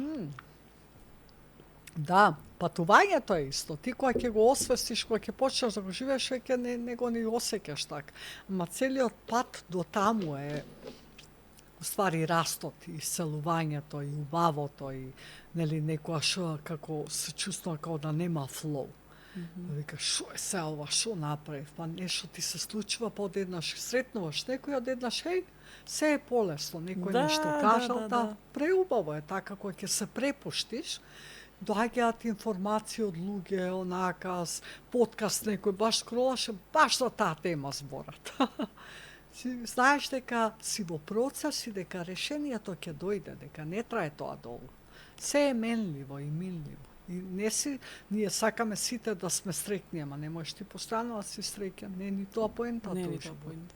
Да. А што ќе правиме со таков 24 сат часовен адреналин? Како ќе Да. живееме? Адреналин. Тоа е адреналин, како би живееле? Нема ни да спиеме, реално. Нема И ни физички. развој. Да. Ако е постојано се подредено. Ние често збориме на овој подкаст за навики и промена на навики, нели дека Да. ние сме сочинети. Да. Со тие живееме со тие навики, Да. само поентата какви се тие навики, кон што не водат. Така е. Кој е твојот пристап за промена на навика? Ние најчесто тука збориме промена, нели, кон исхраната, па промена физичка активност, па ете да промена на начинот на размислување. Да. Како е твојот пристап со клиенти од искуство за промена на навиките? Прво треба да се види таа навика што не сакаме да имаме, дали е некој копинг механизам. Што заменува таа навика? Значи, ако јас, например, не се хранам добро, не се хранам здраво, јадам многу шеќер, која е потребата што ја задоволувам за тоа? Да се чувствувам себе си, може би, само кога јадам имам време за себе или има некоја емоција која што ја потиснувам со храната. Че мора да се види што мене таа навика ми носи. Например, пушачите често викаат време за себе. Океј, значи, се роди ти со цигара кога ти почна да ти недостасува време за себе. Значи, за какво време збориш? Нели, што е тоа што ти сакаш да го правиш за себе, па ти треба цигарата за да те потикне, нели? Мора да се види што заменува навиката, од каде доаѓа, што е тоа и тоа секој знае што му заменува. Сите сме свесни, ама не знаеме не сакаме да си го признаеме некогаш, да. И многу е важно дали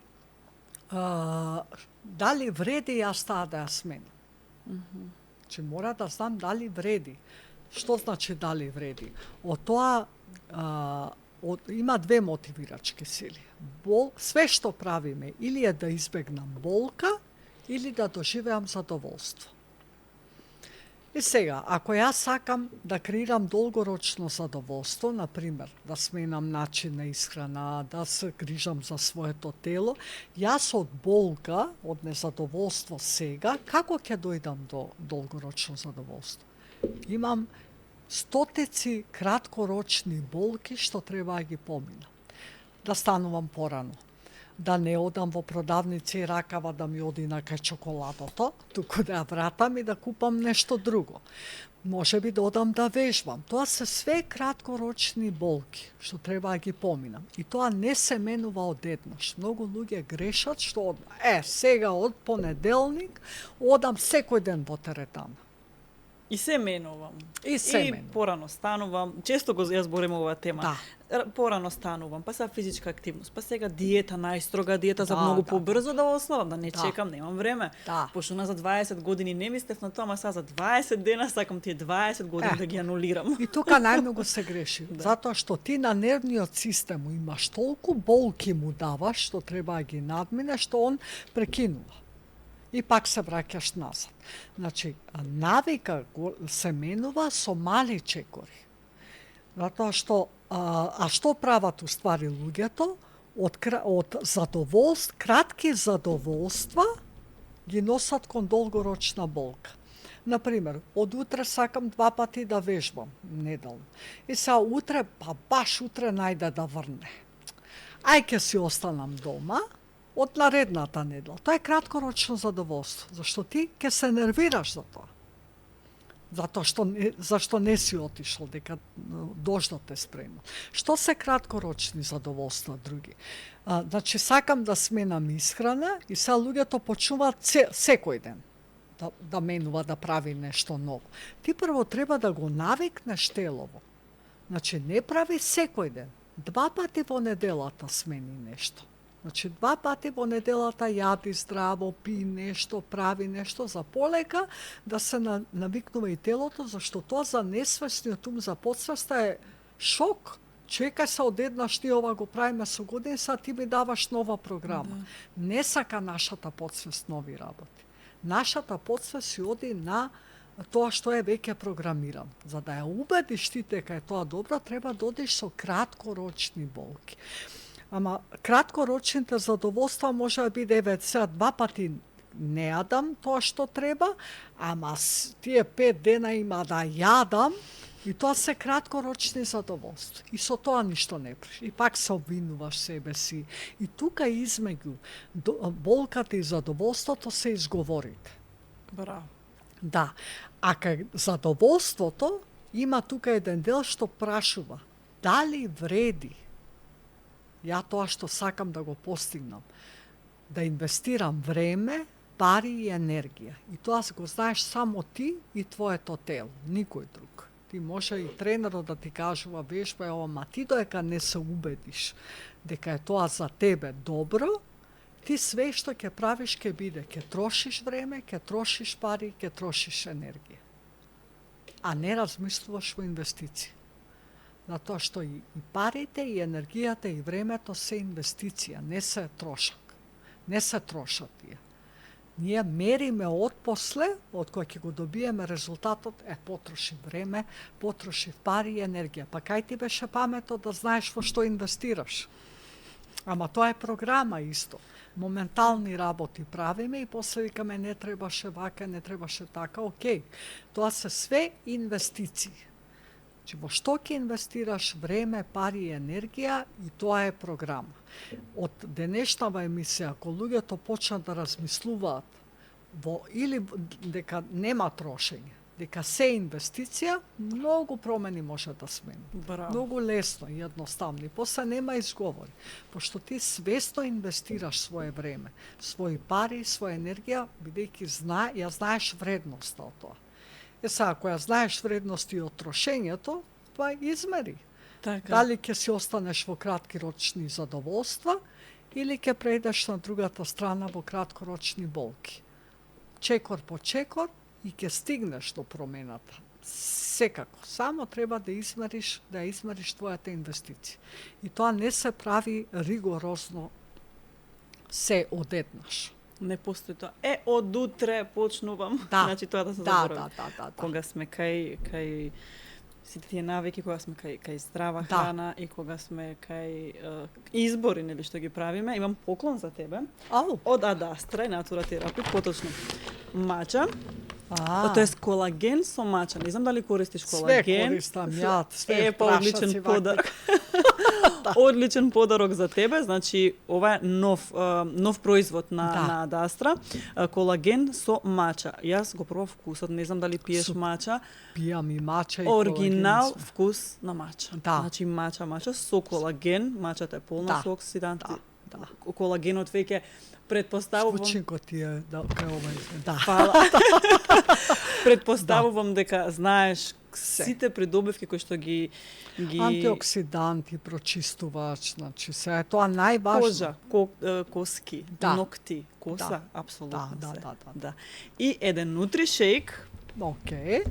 Повели, ова е за тебе, кој што заменува оброк на здравје да ти. Кој што има преку 16 витамини, минерали и можеш, ако сакаш тука, можеш да се го спуштиш како ти е тебе позгодно ради прегледност. Да. Баш сакам овој подкаст, искрено не сакам да заврши. Исто ја не знам неколку време поминам. Не знам, немам чувство и верувам дека може ќе имаме и втор дел од овој подкаст, но сакам да те прашам какви се ретрити држиш и сакам малце подетално за ретритот парите се енергија. Да. Тоа е Ајде да ни објасниш каква е таа енергија. Да. Како да ја привлечеме таа енергија. Да. Како што кажав исто сега, нели, времето, парите и енергијата се енергија всушност. Тоа е енергетското поле и емоциите влегуваат тука, што го спомнавме во холистичкиот пристап. Парите се енергија во однос на тоа, например, што све се случувало во енергетското поле на моите предци, на моите родители во однос на survival. Значи, парите се сигурност. парите се порано имало размена, нели, на производи, од кога се дојдени парите и тоаш било исто сигурно. Ја имам нешто, ти имаш нешто, ќе направиме размена, меѓутоа парите се survival и сигурност. И сега нашите родители, како што кажав и на почеток, биле многу повеќе во таа енергија на создавање, на правење, на стекнување на сигурност, меѓутоа можеби се случиле, не било тоа успешно, можеби некој од родителот изгубил работа, па семејството имало процес на дали ќе издржиме, дали ќе успееме. Нечесно поделен имот. Значи, караници во семејствата поради имот. Тоа се све информации што се во нашето енергетско поле. И затоа можеби мојот однос према парите е како дали ми е односот како пари ми е ова или пари? Дали е лабаво, дали имам верба дека ќе преживеам, колку и да имам пари да немам пари, или имам задршка. Ако немам пари, загуби се случувале, се случувале, оцемени имот, војни, значи тоа е се енергија на преживување. Затоа викаме парите се енергијата на механизмите за преживување на нашите предци и во семејството, нели исто во семејство сега што може да се случило родител да изгуби пари. Сега, например, па со ова коцкањево, тоа е ептен, нели, апсолутно, или да изгуби имот, да се работа, значи тоа секако се чувствува во системот. На децата им се кажува, не трошете пари, или оде учите за да не се мачите, не ги фаќај парите, прљави се. Се е тоа енергија која што живее во енергетското поле на системот. И сега ние можеме да се ослободиме од тоа, апсолутно, затоа што тоа е исто застој. Како што е застој љубовта, например, прекин на љубов во семејството, станува еден родител недостапен за љубов, не дека не те сака, меѓутоа не знае како да ја покаже љубовта, ја покажува преку сила, преку контрола, и тоа е застој. Исто и парите се таква енергија, и љубовта е енергија, и воопшто животна енергија во системот. Или која ќе речат, немам пари, чекај, немаш пари за што? Тоа, јас немам пари да купам, не знам, поубав телевизор за одовој, моментално немам, а не можам да кажам јас генерално немам пари. Така, да. Баш тоа што го кажав прески, тоа парите ги инвестираш ти во нешто. И сега таа инвестиција дали тебе ти треба, или са што ја ако купам ташна од 2000 евра, окей, можда ќе купам таштава, ама можеби па ќе речам, немам пари за тренинг, на кој што ја можам да сработам многу работи. И викам, немам пари за тренинг, не е тоа. Значи, што вреднуваш ти? Така. Во што ги инвестираш? Имаш на оваа тема колку чини твојот аутфит, видео кај Марина, предлагам да го погледнете и да видите колку чини аутфитот на Марина и верувајте дека има високи цени, па дури до 8000 евра до парче. Да. И тоа закачено на зид. На зид, така. И не е многу се. Да. Тоа е како, што вреднуваме ние, што мислим, ако ја нешто вреднувам и инвестирам во тоа, да знаеме дека ако на нешто кажувам да, обавезно на нешто викам не. Исто многу едноставен принцип за размислување. Дали трошиш, инвестираш, на што кажуваш да, на што кажуваш не. Ако кажам не на ова, на што викам да? Да измериш. Ми треба, дали го сакам ова или ми треба? Браво. И ако ми треба, зашто ми треба? Да. И кога ми е доволно? Браво. Кога знам дека ми е доволно? Кога е доволно? Кога ти ќе одлучиш. Да, зависи како вреднуваш, што вреднуваш. И исто е интересно прашање, дали си ти доволна? Во смисла? Доволно добра, доволно успешна, доволно паметна, доволно добра мајка.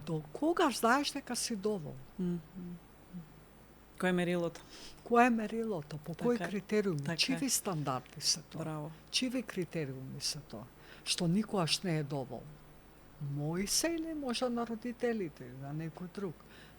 Дали? Еве, например, јас сум воспитувана и помалце пари да имаш само и са нели се набројуваат вредностите, што нели Да, има. Здравје, среќа, да. И се согласувам. Но секогаш беше ставено као не е тоа толку важно, тоа не е толку битно. А сега, еве, кога збориме за тие промени, сега јас на моето дете би му рекла не важно е. Да. Не дека треба како да е приоритет, но е многу важно. А јас сум воспитувана, тоа не е воопшто важно. Да, и затоа твојот однос кон парите е друг. Апсолутно дека не се најважни. Така е. Не се мерило за среќа, за ништо. Ти можеш да имаш и многу пари и здравието да не ти е добро и да не можеш да се излечиш. Апсолутно. Со парите. Значи не е важно што е и колку е, важно е ти како тоа го живееш и го доживуваш. Затоа што ја и во Холандија сум имала периоди од животот кога стварно не сум имала пари, сум се снаоѓала, сум работела, сум правела, ама пак сум била среќна некако. Не знам, зашто сум имала верба дека ќе се снајдам. Тоа е тоа кога имаш верба во себе, дека ти можеш да се снајдеш. Можеш, имаш капацитет, имаш ресурси, што и да е ќе го надминеш. Значи, ќе го поминеш, ќе научиш од тоа. Тоа е дали гледаш во, дали ти е важна само сигурноста или ти е важен развојот. И тоа што го правиш да има смисла за тебе. Не само за да имам начукам пари еден куп, него ги имам. Да, имам и сега ги имам. И што е смислата сега? Имам пари па ги чувам. Значи ги штедам. И исто многу важно дали јас ги имам пари или парите мене ме имаат. Да, прекрасно. Исто имаме ние, па да кажам вака, тука регионално тоа црно кесе. И тоа кога ќе се каже црно потсеќа на нешто страшно, на нешто трагично. А зошто да не биде мој фонд, мои пари? Да. Пари за инвестирање, пари за убав себе, за себе, за убав. За тоа што сакам, да. Дали тоа е енергија? Апсолутно. Тоа е програма, тоа е што ти го мислиш, го чувствуваш, тоа го реализираш. И тука на ретритите многу е важно, нели, односот твој спрема парите, од каде доаѓа тоа, нели се прават мини констелација, многу важно е како, дали ти е телото уште усрбају.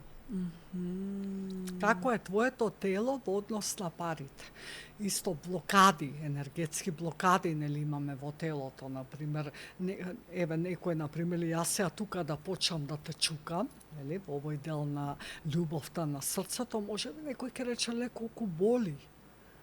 Што уствари те боли? Која емоција е тука заглавена или во грлото? Што е тоа? Што не си кажал? Пушти глас. Чив е овој глас? Имале, кој е твојот глас? Значи гласот не доаѓа од овде, од базата, току доаѓа од овде, пригушен глас. Кој не бил слушнат, кој не зборел, кој бил задржан за парите, кој бил исплашен, каде е тоа во телото, што се уште живее во твоето тело во однос на парите. Затоа што и на почеток што кажав, когнитивно и само сувид не се решава.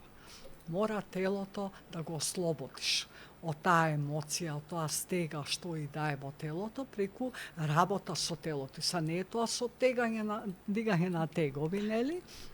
Што е многу корисно, физичка активност, ова е друга соматска терапија, значи која што помага да телото да ти се препушти, да се опушти, да не е во грч, да не е во survival. Затоа што кога е телото во survival, таква информација се дава на умот и умот после цело време во од што треба да се пазам. Имам, немам. Значи тоа е поврзано. Не можеш да ги одвеш. Ти кога ќе го препуштиш телото, кога ќе го опуштиш, тоа ще сосема поинаку. Сега друго би било јас сега да стојам тука и да ви... Чекај, што ќе ме праша? Какво прашање ќе ми постави да се запотуjem, врукини ми доаѓаат, срцево ми лупеа, не можам да бидам концентрирана. Па одлично држиш обуки и баш за тоа, за јавни настапи. Значи рековме енергија на парите, рековме семени констелации, рековме телото, така, зашто се може да те побараат луѓето и какви се други ретрити. Види, тоа све што го споменувам, јас тоа све кај мене. Така. Да, во едно е, не е нешто посебно. Ретритите сега ги направи бидејќи, нели, јас држам, нели, обучувам луѓе за НЛП, нели, за НЛП практично, системски НЛП мастер, тренер, некој што сака да биде, за тоа сум целосно акредитирана. Имам програми како да станеш професионален системски коуч. И тоа е единствено на Балканот. Акредитирана програма специјално за системски коуч. Колку време трае таа програма? Таа е обемна програма, значи поделена е во 3 дела, сега ја поделив, пошто е доста обемна, основи и напредни техники на коучинг, значи секој некој што сака да научи како да комуницира подобро, да го користи коучингот во секое обкружување. Еден дел, после имаме бизнес коучинг, коучинг во бизнес обкружување и системски коучинг. Извини, држиш предавања во фирми? Да. Не, јас тоа обучувам луѓе да станат бизнес коучинг. А исто правам и тимски коучинг во компании, индивидуален и се. И плюс имам специализација, тоа е за индивидуална работа, професионален коуч, и плюс имам специализација да станеш сертифициран, и таа ми е све акредитирана во Англиска асоциација, да станеш системски консталатор на групни семени консталации. Значи, тоа не е едноставна работа, значи тоа е голема одговорност и бара други вештини, не само да мапираш и да правиш. Најважно е како ќе затвориш консталација и кој е увидот. Значи, коучинг техники мора за тоа. Имам специализација да научиш како да правиш бизнис консталации, тимски коучинг, системски, и специализација која што ќе си почне од наредна година за соматски коучинг. Значи, како телото да го користиш во било кој сегмент од коучингот кога работиш. И тоа е све акредитирано, и сега овие што си ги правам ретрити ми се уживање. Ми се така потикнато од клиентите, бидејќи во секоја програма јас имам ретрит. Така. За тие што се учесници, мора, тоа не може да работиш ти коучинга да не си поминал твои процеси. Така за мене е тоа така невозможно. И овие ретрити на разни теми. Значи, сега имав 4, ова е трета тема, четвртата е поврзано со таткото, па од до година, од јануари ќе ми текнат милион други теми нормално, и се тоа е така, ќе си го работиме, затоа што е прекрасно, има голем интерес. За сите овие настани можат луѓето да видат на твојот Инстаграм профил? Да, секаде Инстаграм, Фејсбук, LinkedIn. Веб страните ми се во подготовка, нова, пошто правам промени, никако ја стигнам. Марина Анчевска, за сите тие што сакате да ја да ја побарате на социјални мрежи. Да, така да секој оно што чувствува нешто, што гледа во својата околина дека нешто не му е како што, нели, посакува, секој може да работи на себе и да работи со себе. Браво, браво. И некако имам чувство дека кога ќе дојдеме да санираме една работа која ќе сватиме колку сме моќни. Да, колку има капацитет. И кога ќе сватиме колку уште работа има, за мене тоа е вистински предизвик. Сега јас зборам од мое некое лично искуство, и дури кога не откривам нешто ново, сум као чекај. Што е работа? Имам стагнација, застој. Знаеш, се ми е мирно некако. Да. Тоа што треба да уживаш, пошто знаеш дека нешто доаѓа. Сигурно доаѓа, така е. Еве, ја на толку работа на себе, пред 1 месец се укочи во кичмата, ја вежбам и јога и си спортувам, све правам.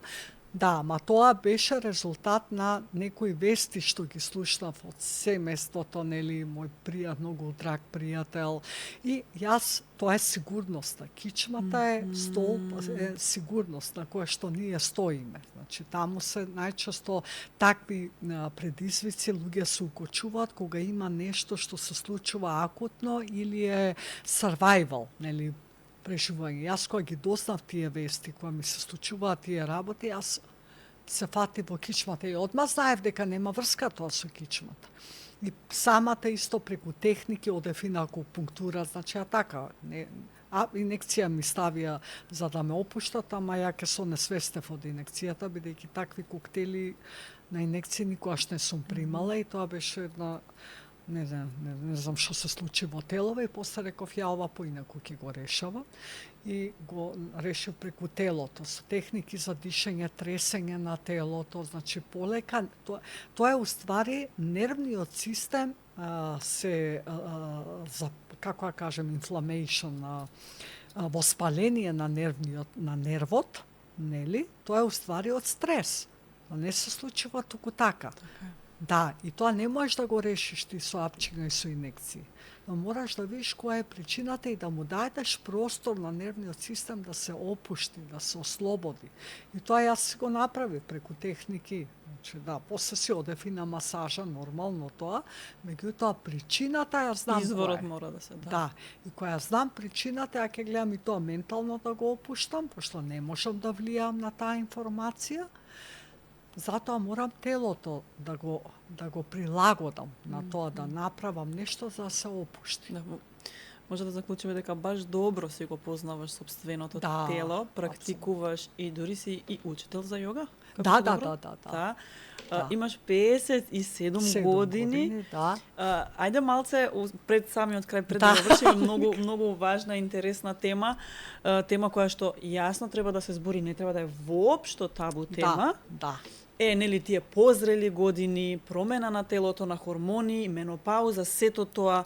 И баш со Катерина пред две емисии зборевме за оној момент. Воопшто не изгледаш на твои години. Да. А како треба да изгледам?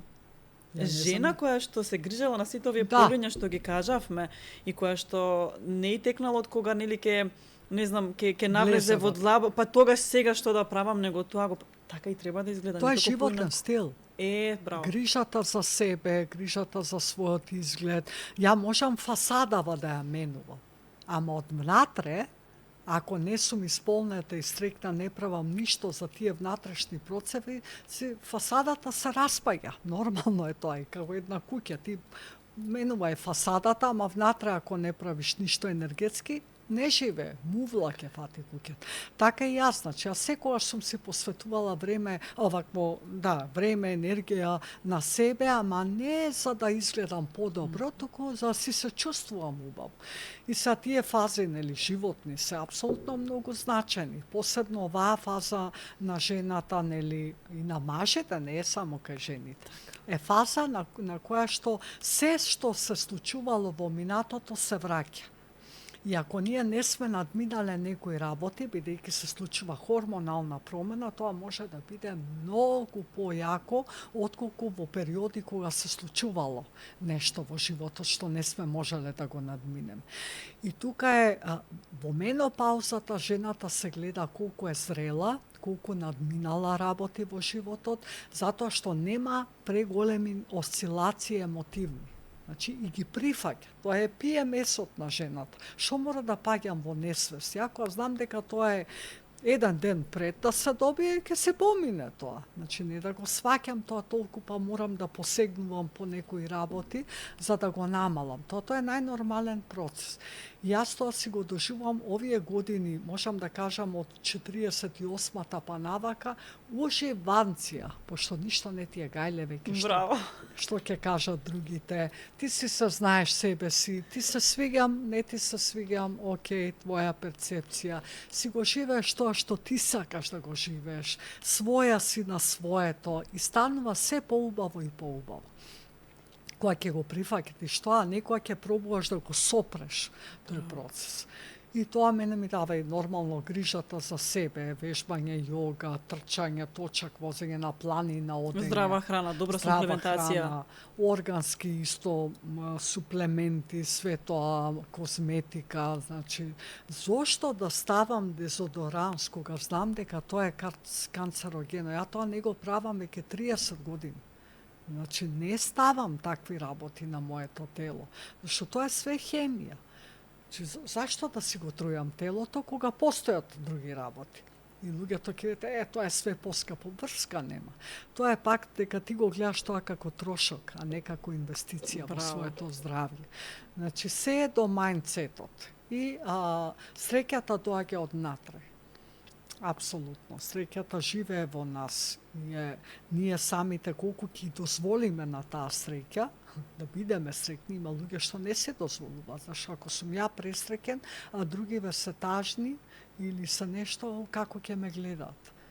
Да, така да оваа фаза на животна фаза е прекрасна фаза на преиспитување на себе, освестување вистински која сум, што сум, зошто го живеам се уште тоа што веќе не ми користи, како сакам да бидам понатака, затоа што интересите се други, нивото на енергија, ја не верувам тоа дека се намалува или се спушта, тоа е енергијата постои, на тебе со мислите и храната како таа ја намалуваш или ја издигнуваш. Така да се е тоа еден преубав процес кој што посакувам на сите да го доживеат прво тоа и е ранлив процес затоа што во тој поради хормоналните промени, ранливоста може, ако не си емоционално стабилен, да влијае на телото. Да. Затоа работата на себе, па во овој период од животот е најважна. Браво, многу добра, не слика, него димензија дадена сето ова. Да. И верувам дека многу жени кои не мора да се, ќе стигнат до таму. Сите ние одиме натака, никој не се враќа назад. Затоа од сега можеш да работиш. Браво. За да после ти биде тоа еден преубав процес, а не мачење, како што не за многу жени. Себе преиспитување, дали сум убава, дали не сум, како ме... Или оне момент зашто сум сега корисна. Тоа да. А јас па би рекла, ако веќе нели со тој став, окей, ова завршувам, но што сега па ќе почнам? Иха го огромна лепеза. Која беше бабата што почина јогиската на 100 и нешто години, што до смртта сега почина, давала јога часови. Нема врска тоа, се до ти си се прилагодуваш на телото нормално, нели? Пошто телото се менува по секој случај поради хормоните, ама што ако се менува, значи се уште си не жив. можеме да се препуштиме на тој процес. Да, ама можеш ти да си го одржуваш телото, не да со тие можности што можеш да направиш. Да, све можеш да направиш. Како? Така да баш таа тема ми е мене исто многу драга и еве како на вие помладите давам тоа некако почнете, работете си на себе, расчистувајте си тие стратегии за да почне уште повеќе таа животна енергија да ја чувствувате и тоа така зрачат луѓето. Знаеш, исцелувањето не е моментално, тоа е процес, просветлување. Ние сме просветлени од моментот кога сме излегле, кога сме влегле во овој живот. Меѓутоа, тоа просветлување, таа светлина доаѓа од натре. Браво. Расчистен терен. Има процес. Многу добро го кажа. Искрено, верувам дека ќе ни гостуваш повторно, затоа што многу теми отворивме, но имам уште, на сите теми имам по 10 подпрашања. Да. И на сите твои излагања има уште нови теми. А вие пишете во коментари кои теми највеќе ве интересираат и какви прашања имате, па можеби баш од коментари ќе извлечеме прашања и ќе ни ги одговори Марина. Многу ти благодарам. Прво ти благодарам за твоето присуство, за твојата мудрост и знаење што ги сподели секако искуство и за оваа прекрасна енергија што ја донесе. Ти благодарам и тебе, ете и тој знак, нели, те гледам го правиш и ја го правам тоа често, онака и од душа и од срце, нели, благодарност. И јас верувам дека ова вие што го правите, нели, двајцата, има смисла. И има промени кај оние што сакаат, нели, да направат промена, се е достапно и продолжете да го правите тоа, затоа што тоа се враќа, се чувствува. Кога нешто правиш со љубов и со смисла, невозможно е тоа да не биде видено или признаено. Се согласувам. Да. Фала ти уште еднаш. Се надевам дека скоро ќе се видиме. Фала ви и вас за вниманието. Се надевам дека Марина ви отвори на нова визија, нова перспектива, нов начин на согледување на самите вас и на ситуациите кои што ве обкружуваат. Да ве потсетам дека до крајот на овој месец на сајтот на Адастра имате скоро сите производи на попуст, зборам и за натуратерапија, и за Адастра, и за Еликси, така да трк на нивниот сајт и искористете попусти од 50%. А ние се гледаме следен вторник во истото време. Поздрав!